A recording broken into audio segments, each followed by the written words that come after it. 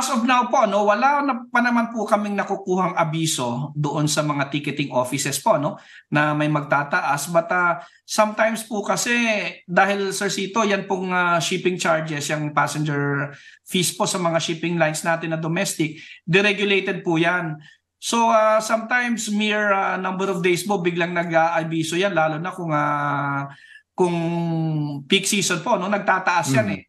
So we should not be surprised kung magtataas po sila, but kami po kasi we have our ears on the ground. Kinakausap po natin yung mga pasahero, and we bring to the attention of the shipping lines and yung pong yung government agencies po, particularly Marina, na ito yung concern ng mga pasahero. In fact, meron nga po diyan, may isang experience ako na one peak holiday rush. Yeah. Kung kailan po holiday rush, biglang namatay lahat ng online nila, suspiciously namatay yung online ticketing system nila, tagmano-mano.